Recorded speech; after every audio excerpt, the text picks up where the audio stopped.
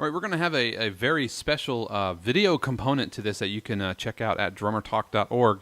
So if you need or want to watch what all these strokes are talking about, then you can check that out at drummertalk.org. So I'm here with my pad, and we're going to talk about different strokes. We've talked about grips before, everything from American grip to French grip to German grip, even traditional grip. But there's a whole other line of theory, if you will, that talks about the different ways to hit the drum.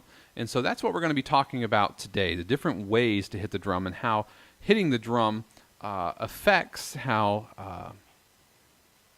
the drum responds and how the drum feels. And the biggest reason to use these different techniques is so that as you go across different textures around the kit, whether it's the hi-hat, which is a very hard,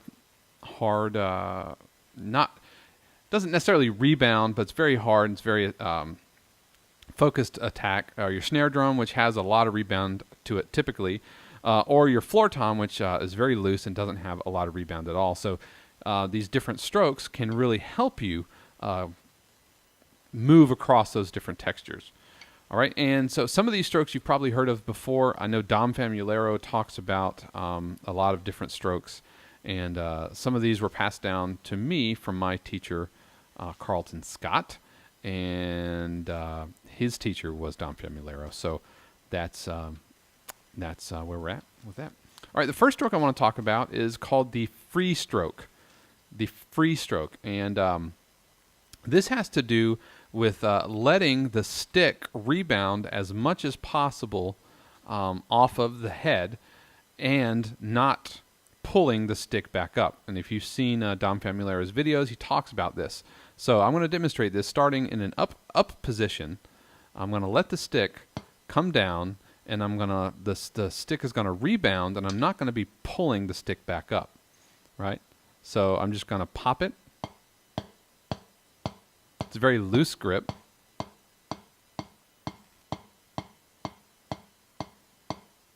Okay, so you keep your hand kind of loose in an up position, like the home base position. Let the stick throw the stick down, and the stick is going to rebound off of the head and almost push the stick back up. Right, and this is the point in time, if you're only listening to this, that you're going to think, man, I should really watch this video, because if you don't, then all you're going to hear is tappy, tappy, tappy, and not really have any idea what I'm doing. All right, so throw the stick down and let it bounce back up. It's very loose grip. It's very free type grip, if you will. Okay, and if you're a traditional grip player, then you start with an up position, you kind of throw it down, and you almost kind of push it with your thumb a little bit. But the idea is you're not, and this is what Dom Famularo talks about in his videos, you're not pushing the stick down, squeezing it, stopping the stick from rebounding, and then lifting the stick back up. And he does that specifically. You don't throw, squeeze, lift. All you're doing is throwing the stick straight down, and the stick rebounds right up, almost on its own.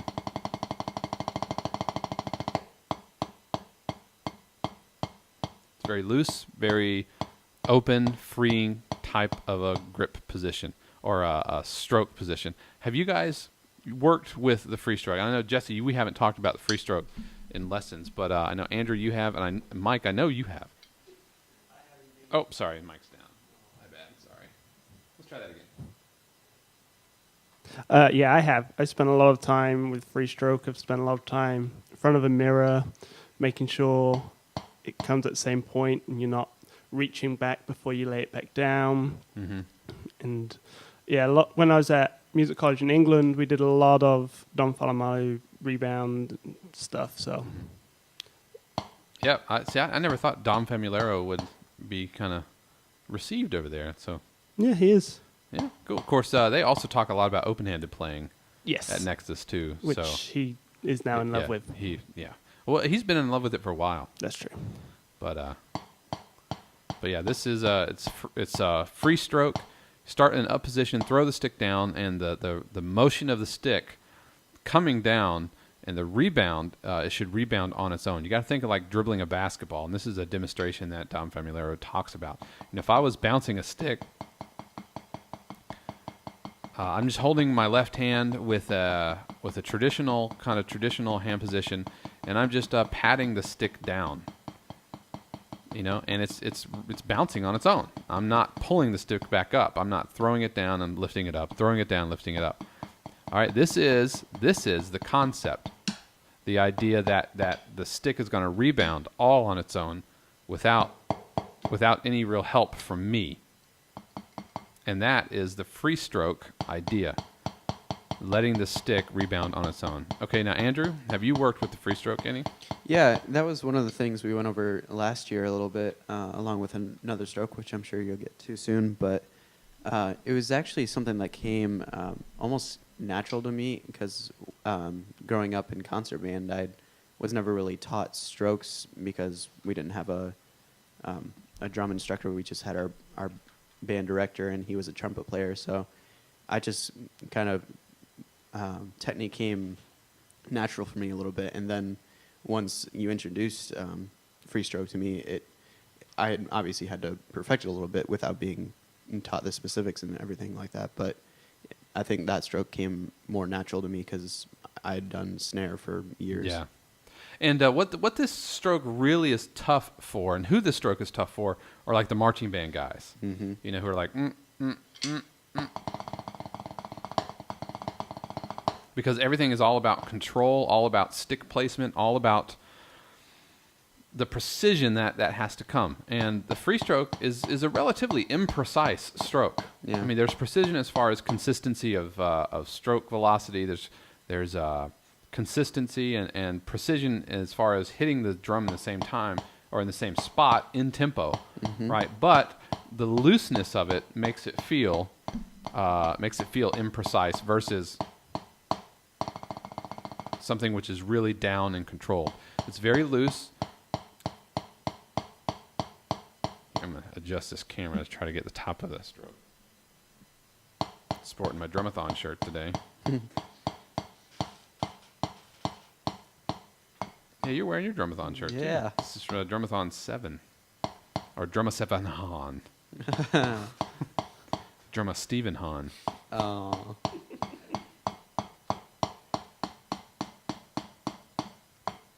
All right, and with the free stroke, you can actually get some speed.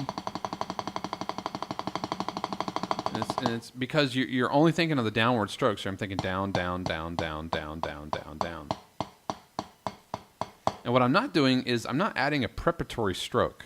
I'm not thinking down, up, down, up, down, up, down. I'm just thinking down, the stick rebounds up, down, the stick rebounds up.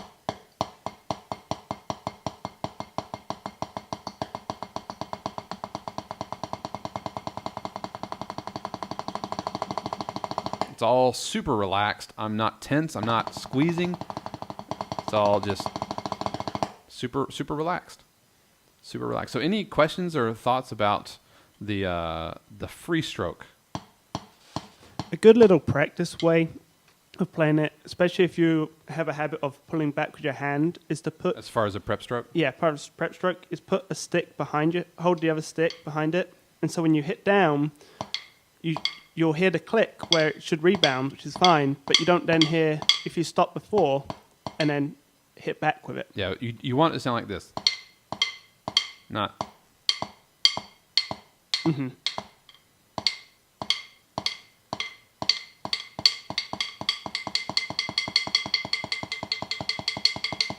Not. All right. And you can just tell a difference in the sound, can't you? You can. I'm not sure it's coming. I'm not sure it's coming across the mics, but check it out. All right, this is kind of a pinched thing versus a free stroke. Pinched. Pinched. Here out. It sounds focused, but it sounds a little choked to me. Mm-hmm. The free stroke, and some of it what we're hearing is the resonance of the stick. Yep. if I take it as little fingers on the stick as possible versus all the fingers versus a choked.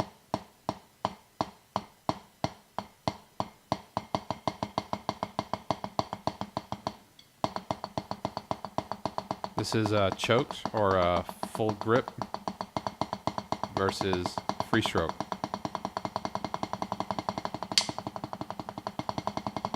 This has a much more open sound, a much more open sound. So that's the free stroke.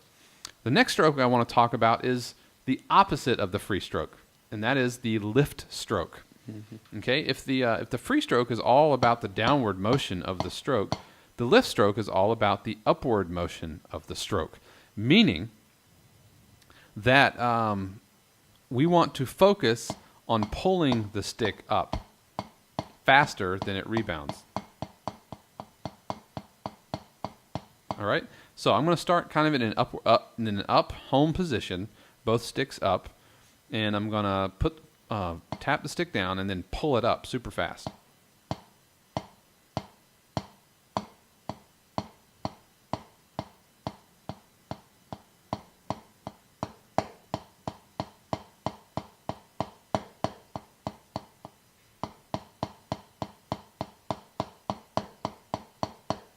All right, did you hear me biff that? Kind of airballed one of them. Mm-hmm. That's okay as you're working on this because you're trying to pull it up so fast that if you kind of barely hit it, then that's okay.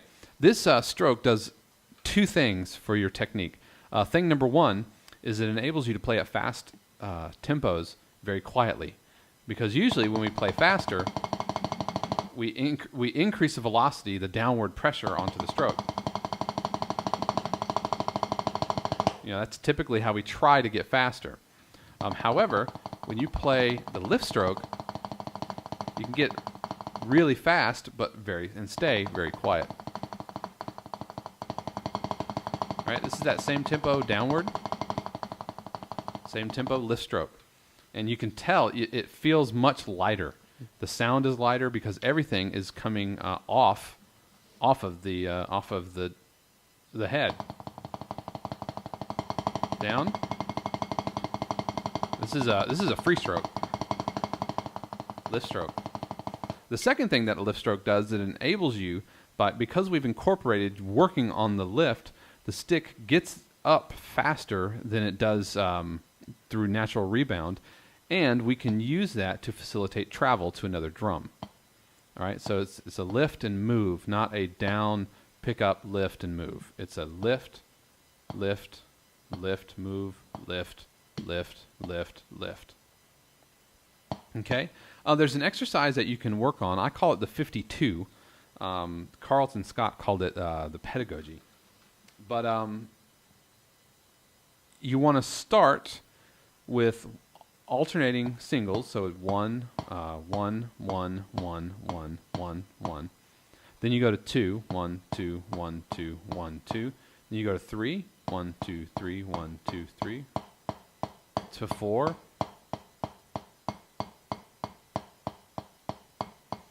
To 6.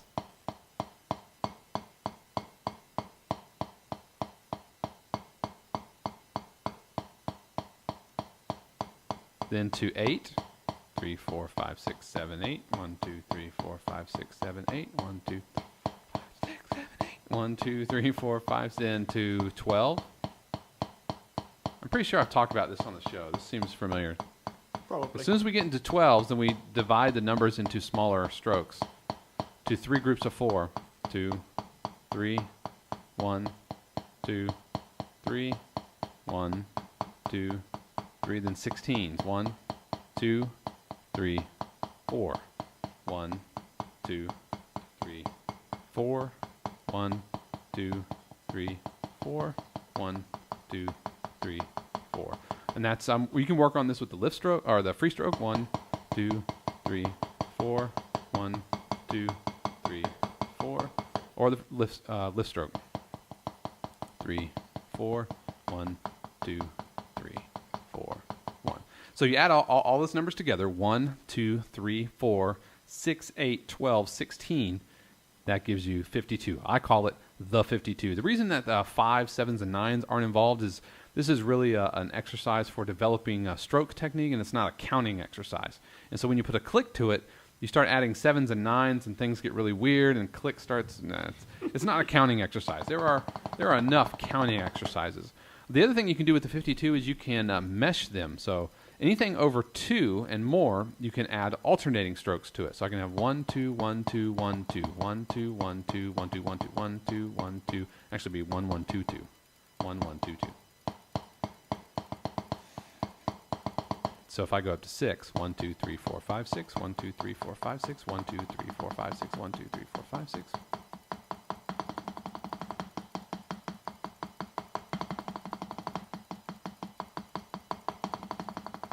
Uh, 16, 1, 2, 3, 4, 1, 2, 3, 4, 1, 2, 3, 4, 1, 2, 3, 4, 1, 2, 3, 4, 1, 2, 3, 4. All right, so that's the 52, and you can work on the lift stroke or the free stroke. So the lift stroke is really difficult when students start working on these multiple, like 3s and 4s, because here's what tends to happen. You lift the first one, and then you just kind of start just bouncing them like normal. You go lift 1, 2, 3, 4, 5, 6, 7, 8. But it really has to be 1, and you're lifting, lift, lift, lift, lift. And when you alternate them, lift, lift, lift, lift, lift, lift, lift, lift. All right, so it should be lift, lift, lift, lift, lift. Often what happens is alternating strokes become one motion. One stick goes down and the other stick goes up. The other stick goes down and the other stick goes up, right? And so alternating becomes this kind of, just like walking. You don't think about each step when you walk. When you walk, this one leg goes forward and the other one comes back. One leg goes forward, the other one back. And so a lot of us have thought about alternating strokes this way our entire playing life. But with the lift stroke, it challenges all that. Now, when you have alternating, instead of it looking, if you're looking at the video like this, where as my right hand comes down, my left hand comes up, now both sticks are up, your right goes down and pops up, and then your left goes down. And so this separates each stroke into its own hand.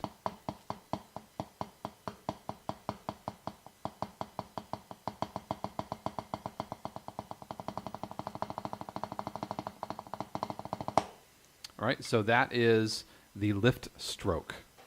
Lift stroke. Mike, your experience with the lift stroke. I hated it. Not gonna lie, because my mindset is, I've come from a downstroke position, so my mindset is down, down, down. So when I have to go up, up, up, I'm just like, I have to grit my teeth kind of and think through it more than I am. It's not a natural motion to me, Yeah. I guess. Yep. What about you, Andrew? I was honestly the same way. I am very hit the drum rather than to take away from the jump. Right. And it's so contrary to what we're used to thinking. Mm-hmm. And if we're being honest, there are 2 strokes to a drum. There are 2 parts to a drum stroke. Mm-hmm. There is a downward stroke and there is an upward stroke. Yep. All right. You don't believe me that you need to work on your upward stroke? Try something. I want you to hold a stick over your over one stick and just play in a normal hand position and try to play consistently using the top of your stick. So you're holding like your left stick over your right stick and try to be consistent with that beat. Now, the other way. Yeah, you want to even right now I'm feeling like this could be better. Yeah, it doesn't feel nearly as strong. This is all right. This is janky. Yeah. All right? Or, hey, I just got a Facebook message. I should turn off Facebook. Hang on one second, guys. Oh, no. No. Or you can play at the bottom side of a hi-hat. Try to play the underside of a hi-hat using just your upstrokes. Just simple paradiddles, let me like... Yeah, or the underside of a pad. Yeah, it will really... Humble you. Yes, humble. That's annoy exactly you. right. And that's not to say that we ever play the bottom of our hi-hat all the time. However, it does demonstrate that there are parts of the stroke that we should work on and that we should develop. And that upward stroke is something that we should develop. And here's the trick. Oh, actually, before I get to the trick, remind me, what's the whole point?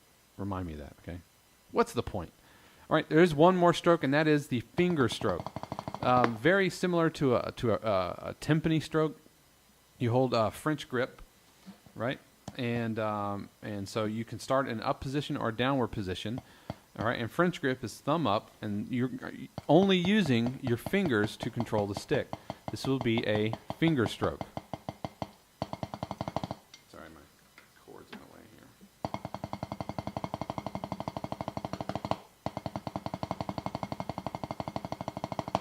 All right, and the finger stroke is great for hi-hat work. Hi-hat work on a finger stroke. Mike, you use finger strokes quite a bit. I do. And a lot of times I use it in doubles in particular. Yep. Is drop Just finger a- control, yeah, or consistent doubles throughout, Yep. where you're basically rebound instead of rebounding it, you're playing it with your Yeah, fingers. and that is more of an American or German position finger stroke, which is you're pulling with the fingers. If you hold normal American grip position, and if you're looking at the bottom of it, the stick comes down, and then you're gonna pull the stick back in with your fingers. Yeah, a great. I mean, I really if you really want to delve into this stuff, really get Jojo Mayer's DVD on hand technique. It's Yeah, absolutely. He talks a lot about this stuff, He doesn't talk- he? Does oh, he yeah. talk about lift stroke?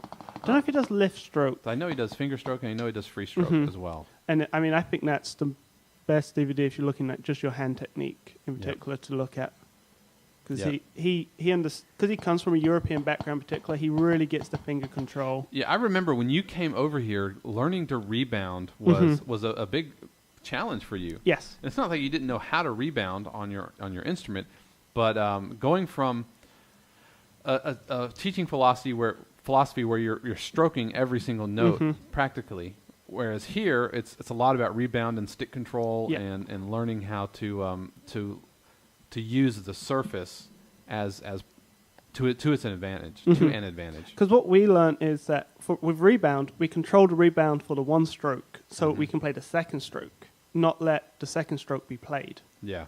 And that it's totally different mindset, and they both have their own merits, and it's both to be able to do both. Correct. And the whole point, what's the point, you may ask? What's the point, Dave? What is the point? The point is that you will use these different stroke ideas around the different parts of the kit because the different textures on the kit have different rebound properties. So I can't apply a free stroke technique onto a floor tom. You can try. You can try. But you're not going to get it. You can apply free stroke all day long on a snare drum, but on a hi-hat you're going to need more of a finger stroke. You're going to need more control. And as you move around the kit, you'll notice that as the heads get looser, you need to go in and out of these different techniques. So going from a free stroke on the snare drum to a lift stroke or even a finger stroke on a floor tom to try to get that extra, like if you do double strokes on a floor tom, on a snare drum, it's all rebound. But if you're on a floor tom, you're going to have to really muscle for that second note. Otherwise, it's going to be da-da-da-da-da-da-da-da. And you want da-da-da-da-da-da-da. And if you're on a practice pad, a great way, I mean, I think this is Dennis Chambers things where if you want that floor tom feel, put towel or put something over it so it deadens your surface you're practicing on, so you get Yep. used to the feel of something dead. Yeah, absolutely. And if you're playing traditional grip, to squeeze out that second finger note, that's going to be all with your index finger. That's what that's all about. That's really finger stroke and muscling, and you have to work twice as hard. I mean, this is nice, but this is The point I got told is the finger stroke is that it's the second note becomes louder, so it becomes smoother when you record. That it sounds like you're playing all the notes instead it of sounds like you're playing 30 seconds. It Instead sounds of- like playing double strokes. Yep, exactly. And that's why they do it. Which is why I like using finger strokes on hi-hats, because you want them to sound like if you're trying to go digga digga digga digga digga, and if you're doubling them, it could sound like, but with finger stroke, you get the articulation that often double strokes don't give you. Mm-hmm. So being able to kind of to dig in a little bit with your fingers, so it doesn't sound like correct, if that makes sense. It does make sense. to me. So those are really the 3 different stroke types that you should work on there watching the video. I'm watching you, watching me, watching you, watching me, watching you. Yeah, and just a brief aside to rock guys. I know before I took any kind of lessons and stuff,